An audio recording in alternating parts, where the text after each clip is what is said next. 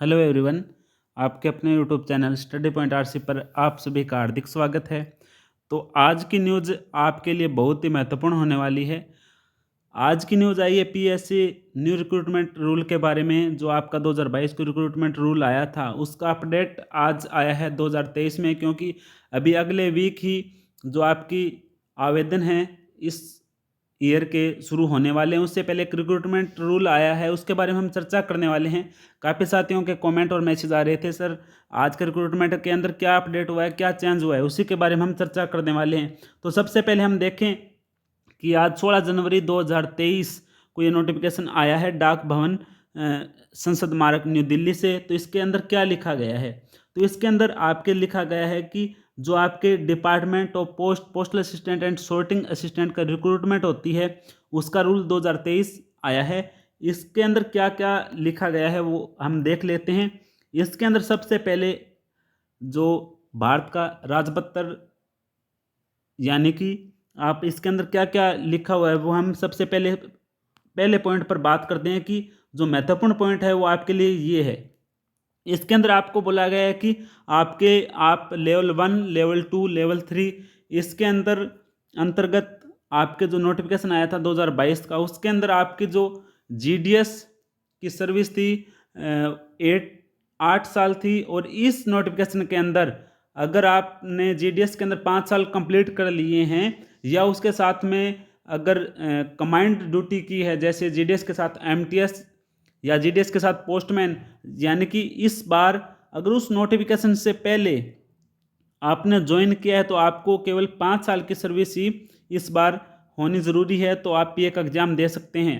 तो ये पॉइंट सबसे महत्वपूर्ण है। उसके बाद में पॉइंट नंबर 2 और 3 देखें, उसके अंदर वही आपके सीनियरिटी वाला बताया गया है। आपके जो कैटेगरी बनाई गई थी वो सेम रखी गई है, कैटेगरी 1 और कैटेगरी 2 और कैटेगरी 3, यानी कि कैटेगरी ए बी सी आपके बनाई गई थी।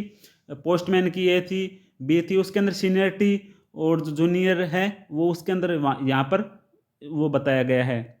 उसके बाद में यहाँ पर ऐसे बताया गया है कि आपको जो रेगुलर सर्विस का जो है लेटर है वो आपको 2 साल के अंदर आपके ट्रेनिंग होना यहाँ पर ज़रूरी है।